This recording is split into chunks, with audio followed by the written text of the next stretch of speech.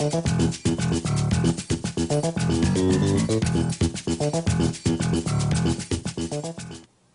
vou escrever pra vocês que eu amo vocês muito.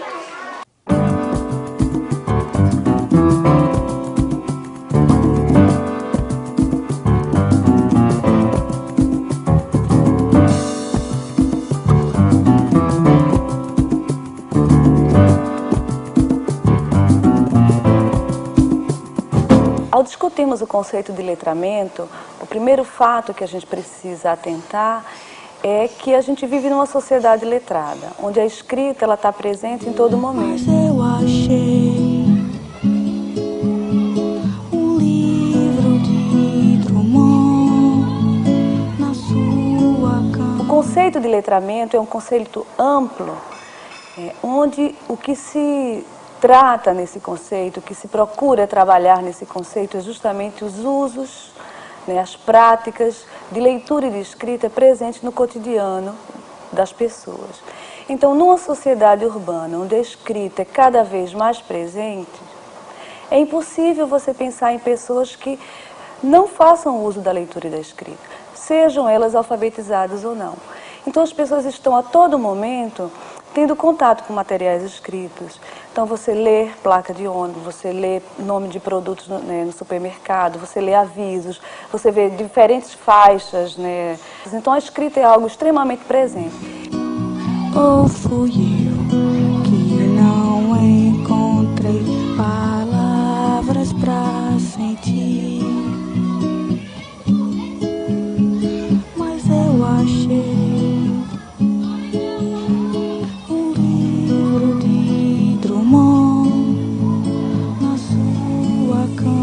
Então, o conceito de letramento, ele vai além da alfabetização, ou seja, daquilo que a gente entende como apropriação do sistema de escrita, para tratar dos usos sociais da escrita na sociedade. É interessante perceber que em dicionários da década de 80, o conceito de letramento sequer aparecia, nem o verbo letrar. Eles estão absolutamente ausentes. Então, o próprio verbete letrado, ele sofreu uma modificação nas suas acepções. Em dicionários anteriores, ele indicava pessoa erudita, versada em letras, um literato. E, mais recentemente, ele indica também a pessoa que é capaz de se inserir em eventos de letramento, de uso da escrita, com autonomia, com essas habilidades. É nesse sentido que a escola deve se preocupar com o letramento, ou seja, com a oportunização de momentos de inserção em práticas letradas, ou seja, práticas de uso da escrita.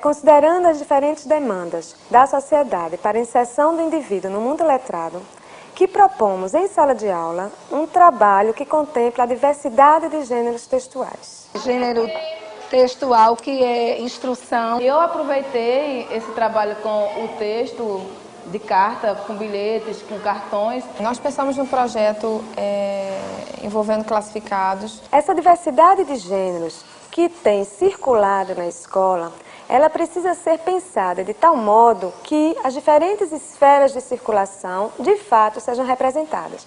Então, trabalhar com os textos dos jornais, trabalhar com os textos científicos, trabalhar com os textos que aparecem no cotidiano de resolução de problemas das pessoas do dia a dia, é fundamental para realmente pensar na escola como um espaço de aproximação aos contextos extraescolares que essas crianças participam.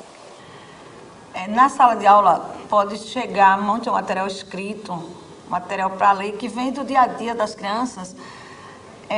Tanto o próprio professor já sabe, mais ou menos, eu posso trazer materiais que eu sei que as crianças manuseiam no dia a dia, não é? Como rótulo de produtos que eu sei que eles consomem, ou coisas assim. Às vezes eles trazem coisas novas, que eu nem pensei, não é? a lista de compra da mãe, um papel que ele achou, uma propaganda política que estava no chão da rua, um panfleto que distribuíram na igreja. E eu utilizo esse material na medida do possível, que a gente não pode ficar só com essas coisas do dia a dia. Os alunos precisam ter acesso a outros tipos de texto. Mas, em geral, esse material, ele já chega na sala com a criança já motivada, querendo ler, querendo decifrar, querendo saber algo a mais sobre esse material que ela já conhece. Aí ele é muito útil por isso, porque o aluno que traz esse material, ele já vem motivado. E mesmo que fui eu que trouxe, porque eu sei que é uma coisa do uso deles, facilmente o sentido se constrói. Essa experiência que eles trazem de casa, né, a gente na sala de aula, na verdade, a gente faz enriquecer, mas que é necessário esse conhecimento prévio, esse material trazido por eles, né, esses livros, essas revistas, cartas, listas de compra. Há várias coisas muito interessantes que eles trazem e que a gente aproveita em sala de aula. Todas as pessoas têm graus de letramento diferentes, mas todos têm contato, né, são expostos a situações de leitura e de escrita. No início do curso, quando a gente travou essa discussão, foi bem interessante, isso me despertou a curiosidade, me remeteu a uma leitura que eu tinha feito, e eu cheguei na sala de aula e diretamente comecei a perguntar em que situações eles e a família deles se deparavam com situações de leitura e de escrita, né, que tinham que ler, mesmo que não soubessem ler, e que tinham que escrever, mesmo que precisassem recorrer à ajuda de alguém, né, para fazer essa leitura, para fazer essa escrita. E que situações eram essas, né? E surgiu de tudo, assim. Minha mãe não sabe ler, mas minha tia fica mandando torpedo pelo celular e eu fico vendo ela escrevendo no celular. Eu nunca quis imaginar, assim, que o celular, que eu uso também para escrever, mas a gente não tem essa clareza, né? Tem uma que diz assim, minha mãe está escrevendo muito envelopes para uma promoção que está tendo aí na televisão e que ela mandou já não sei quantas cartas. Então ela escreve a resposta e ela preenche o envelope, né? Outra criança colocou a questão de ler encartes, de promoções que vem, né, em jornal, aqueles encartezinhos de loja de promoção. Nenhuma criança falou em livro, nem revista, nem jornal. Nenhuma criança colocou os veículos que a gente coloca, né, como suportes de escrita que surgem mais na vida da gente. Nenhuma criança colocou, das minhas 34 crianças, né, que frequentam. Mas, assim, as outras situações de leitura e de escrita que eles colocaram foi mais diversas. Assim, minha mãe pega a receita que aparece lá em Ana Maria Braga. Na hora que Ana Maria Braga está dizendo, minha mãe está escrevendo. Ou ela manda minha irmã escrever. Aqueles telefones que é para ligar e ganhar prêmio, então corre e escreve. Então, situações de letramento, né, que a gente também pratica e que a gente não se dá conta da importância que elas têm para quem só tem elas, né, para quem só tem elas porque no seu dia a dia são elas as mais significativas. Entretanto, não podemos nos esquecer do papel do texto literário na formação desse aluno leitor.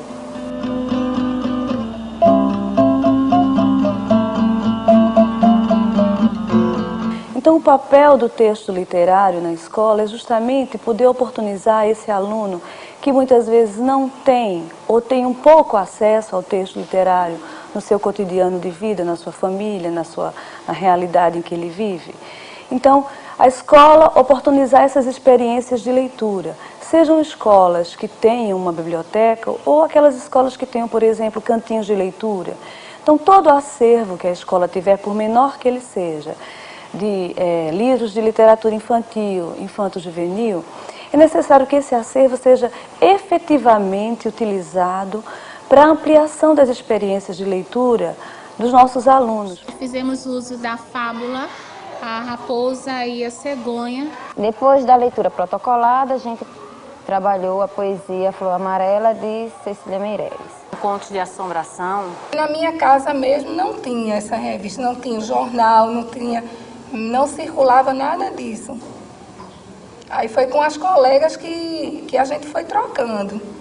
E eu comprando escondido mesmo, porque quando mãe me via lendo essas coisas, ela só faltava dar na gente E a gente tinha que mentir, colocava dentro de um caderno e ficava escondendo mesmo, fazia de conta que a gente estava lendo. Porque o momento lá em casa era você só tinha direito de estudar e trabalhar. Aí, se dissesse que ia ler alguma coisa que não fosse da escola, você não podia, você ia trabalhar. Falar de gêneros literários, muitas vezes na nossa cabeça vem a imagem, por exemplo, dos textos clássicos ou do gênero literário escrito. Mas é importante que a gente não esqueça dos gêneros literários da tradição oral. Esse resgate da literatura de tradição oral, ele pode ser feito muito oportunamente com crianças, inclusive não alfabetizadas ainda. Um dia o lobo vinha andando pelo campo, louco para encontrar alguma coisa para comer. Então sentiu o cheiro de porquinho, a comida que ele mais gostava. Ele levantou o focinho pontudo e farejou o ar. Já que esse material ele circula sem necessidade de estar escrito, né? Embora em alguns casos isso possa acontecer. Então, com crianças não alfabetizadas, pode-se trabalhar com o fato de que elas próprias podem contar histórias que elas ouvem, né, dentro do seu contexto familiar, podem pedir aos pais que contem essas histórias, né, podem ouvir do professor e de outros colegas. Bem, queira me perdoar. Se acha que eu nada valho, pensei que minha cantiga alegrasse o seu trabalho. Ora, essa é muito boa. Cantava para me alegrar? As formigas também cantam, sem parar de trabalhar. Então, mas é diferente. O seu canto é muito triste, e se eu deixar de cantar, nem a senhora resiste. Canto alegre, canto sol. Eu canto o dia inteirinho, da manhã ao arrebol. Canto mais que um passarinho. Histórias que venham dessa tradição oral, como contos de assombração, como certas adivinhações e outras narrativas típicas, de modo a se inserir nessas práticas de letramento que servem como mais uma experiência de leitura. Eu achei bom, né, que eu gosto de história de assombração, todo dia minha mãe conta. O que pensamos é que ser letrado é ser capaz de participar das situações de interação na sociedade em que os textos de diversos gêneros estão presentes. Nesse sentido, não é necessário que se seja alfabetizado para que possamos ser letrados. As crianças, desde muito cedo, podem participar de eventos de letramento diversos. E isso podemos ver na aula da professora Silene. Nós já temos um trabalho com esse gênero textual que é instrucional, só que na questão de receitas de bolo, de chás, de comida, não é? Então, eu vi que possibilidade a gente podia trabalhar com as crianças esses textos de instrução, mas não mais de alimento, não é? Vendo assim a questão de como confeccionar os brinquedos, a montagem do brinquedo mesmo. Tia escreveu do jeito que vocês falaram, vamos lembrar, tá aqui, ó. Pega os copos, bota feijão, presta atenção, vira o copo, boca com boca. Não foi assim que vocês disseram e eu fui escrevendo? Tia Silene trouxe para vocês um manual onde diz como a gente pode fazer vários outros brinquedos, tá certo? Deixa eu ler aqui para vocês, ó. Tem um índice, um sumário aqui que está falando como fazer fantoches, quebra-cabeça, sofá e poltrona, barquinho de papel, bola de meia, papagaio de papel, pés de lata, tá certo? Esse aqui é um manual que dá todas as instruções de como fazer esses brinquedos. Muitos aspectos positivos podem ser pontuados na aula de Silene. Um primeiro aspecto é a ideia de trabalhar com gênero textual, que resgata práticas sociais comuns da infância. Confeccionar jogos, confeccionar brinquedos de sucata. Quando era pequeno, acordava pra saber se os brinquedos estavam se mexendo. Ela trabalhou com o gênero instruções de montagem de brinquedos. Muitos outros gêneros são trabalhados na escola e estão presentes na sociedade. gêneros instrucionais, assim como as instruções de montagem de brinquedo. As receitas culinárias